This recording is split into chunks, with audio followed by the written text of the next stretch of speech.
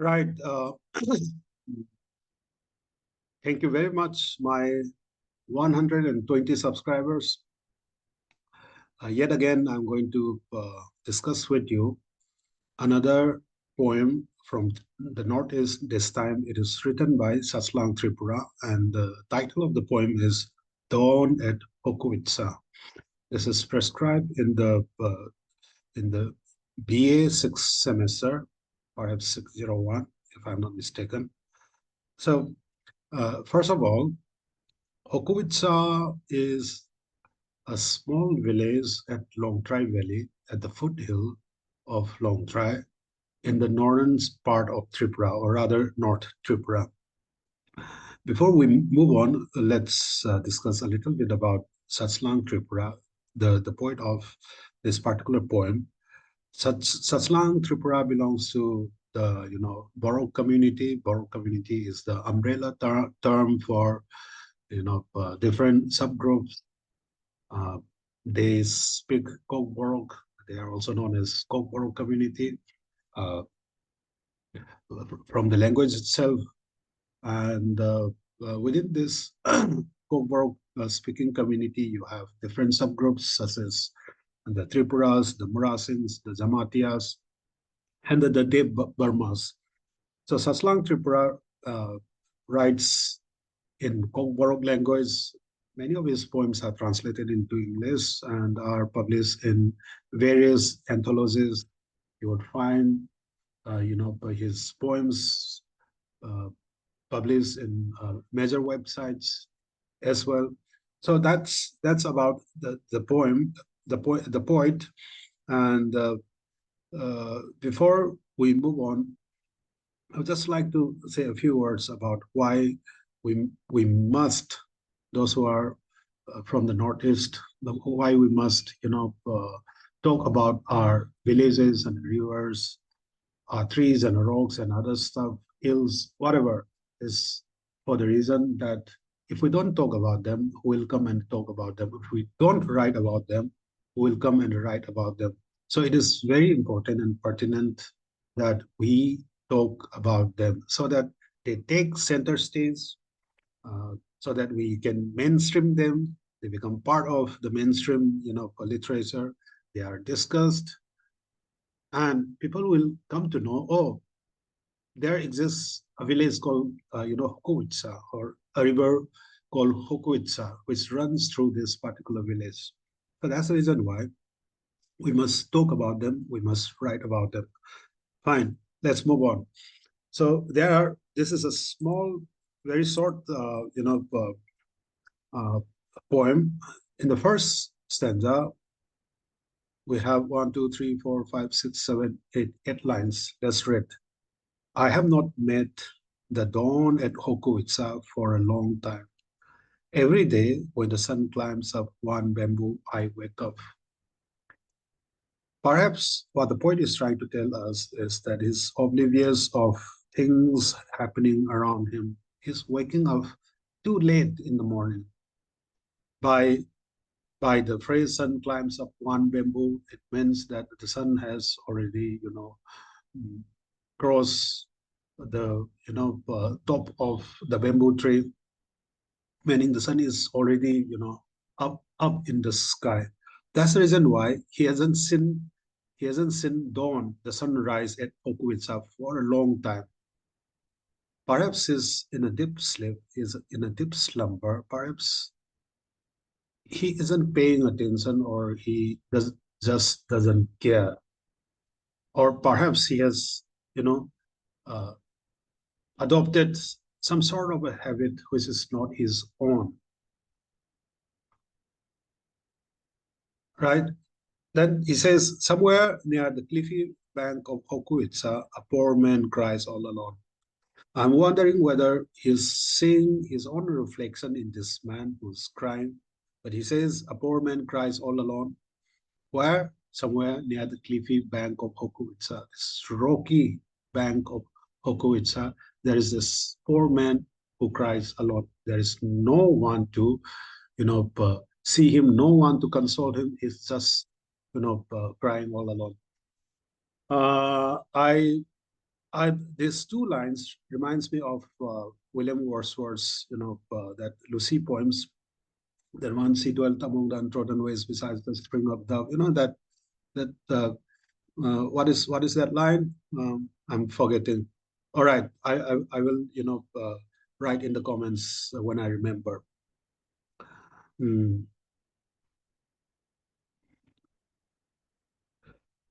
Then he says that he's crying alone, all alone.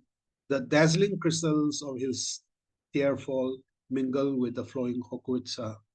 So he's crying, while he's crying a river, is crying his eyes out. But what is happening here is, his tearfalls, his teardrops are dazzling. They look like crystals, shiny. So the poet here is trying to magnify the tear which rolls down on the cheek, which falls from his eyes. And he's trying to tell us that his tears are quite visible. This is they are for everyone to see. Everyone can see, what is happening there, right? Because it's dazzling, it's magnified, it's quite visible. Playing with pebbles and stones, the stream flows in quest of the ocean. The, the river doesn't stop, the flow doesn't stop. As the show must go on, as life must go on, the flow of the river must also flow down, go on. The river isn't going to stop for this man who's crying. He's not going to stand there and ask him like, why are you crying? What has happened to you? Uh, should I do something for you? What do you want? The river is not going to, stop for him. That's life. Life goes on. Whatever happens, life goes on. So while this life is going on, somewhere, somehow, you have to, come to terms with this small obstacles such as pebbles and stones. So number one, the tears got mingled with the river flow, the flow of Hokuwitsa. Then, along with the tear, the flow of Hokuwitsa plays with pebbles and stones and goes down, flows down in search of a bigger flow, this time the ocean. So the stream still flows down in quest of the ocean. That's the reason why I said so must go on, life must go on. Let's go to the next stanza. Walking in the thick mist along the bank of Hokuwitsa in search of my poem, I have a rendezvous.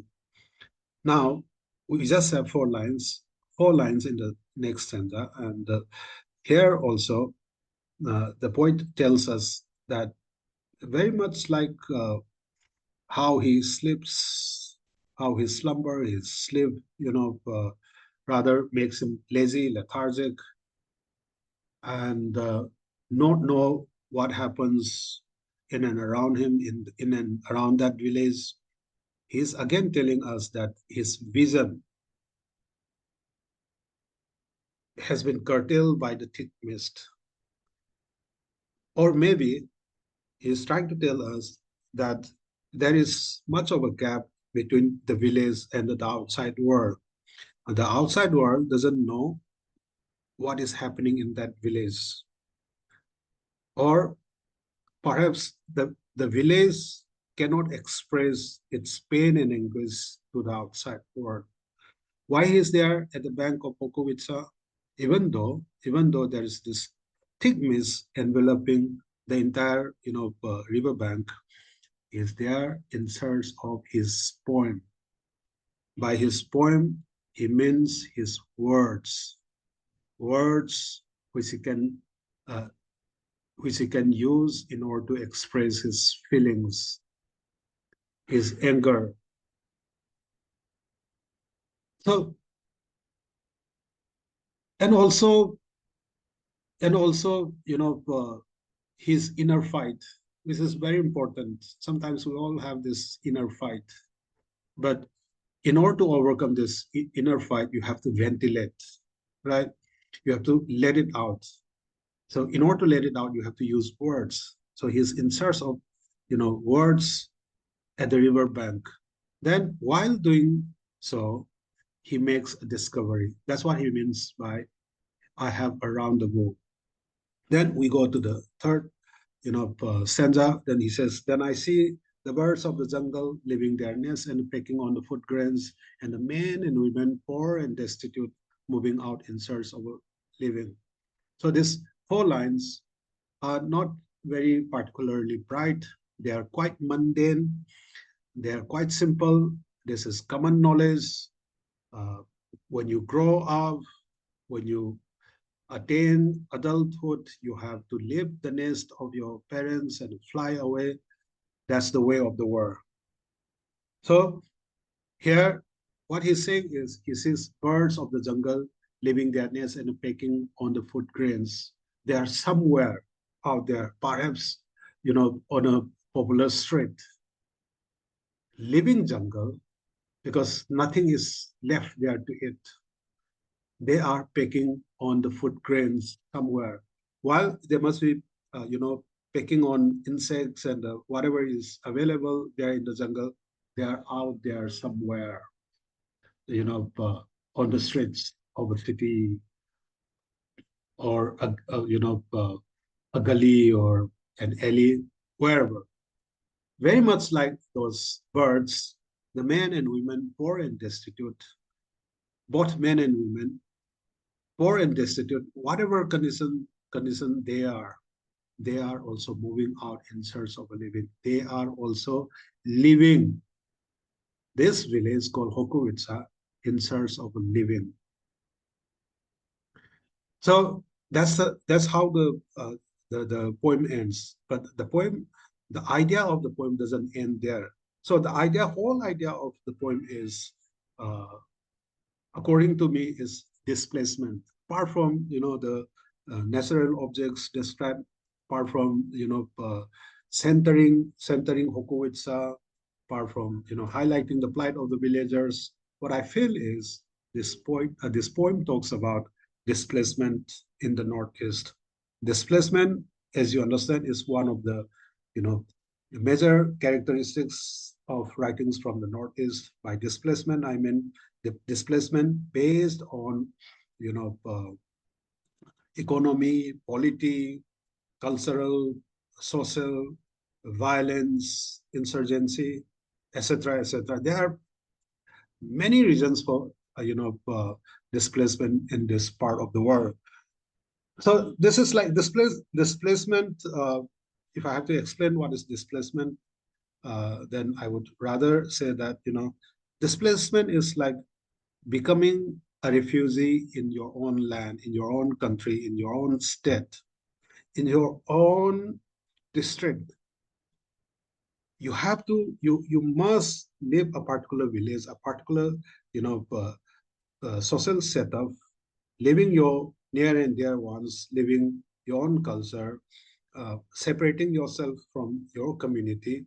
You have to live because uh, life is becoming really, really difficult out there. You have to live. You have to move out in search of a living.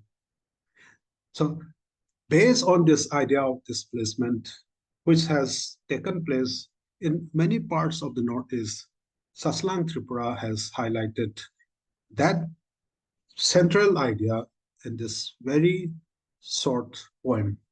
That's how the poem ends. Thank you very much. As they say, please like,